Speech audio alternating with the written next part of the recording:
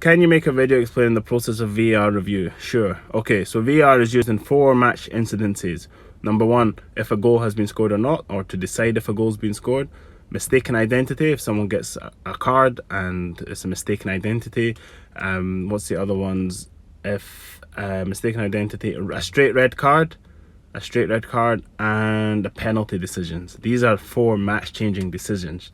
They're huge, so it only get used for these massive decisions. It won't get used for like, is it a throw into which team? They're not going to do that for VAR. Okay, so first of all, it has to be those 4 incidences, right? The process, the referee will allow the game to continue, to go forward, and then they'll do a check. So you'll always see the refs doing this, and then I think they're getting told like hold, and then the refs will repeat that, and then the VAR guys in the back, they'll like assess what's going on, and then the ref will just hold the game. That's the frustrating thing about VAR, when everyone's just holding, waiting to see. The VAR guys behind the scenes, they check everything, by the way.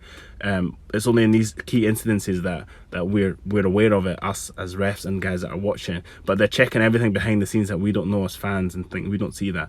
So anyway, they're checking, then the ref's still like, okay, hold. Then the VAR assistant, the ref will say, I think you need to come and check this. If, let's say, the referee's not given a penalty and they think he should give a penalty, they'll say, okay, I think you should come and have another look at this. We think that it's potentially a penalty or not. So then that's when he goes, and then he goes over to the monitor, and that's when we pretty much assume that he's going to change his mind, because basically what VAR is saying is, I think you've made a mistake here.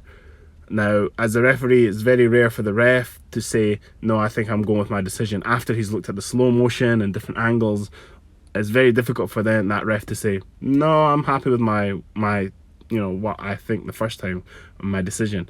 It does happen, they change their mind, but it's very rare. That's why as fans now, we know when they do this, they go over, it means that it's probably going to change their mind. And why not? Because the guys there have got so many screens, like 4 screens, and they're looking at screens in different angles, slow motion, so it's very difficult to overrule that. And obviously the VAR guys are generally the really experienced referees, so you end up with, like, let's say a young referee who's refereeing even in the Premiership, still relatively young compared to the older guy. Let's say if you were a ref and there's like Howard Webb telling you that, I think you made a mistake, it's going to be very difficult for the young referee to be like, no, Howard Webb, you've done like, decades of service to the game at the Premiership, but I think I'm right. So then they end up changing their minds.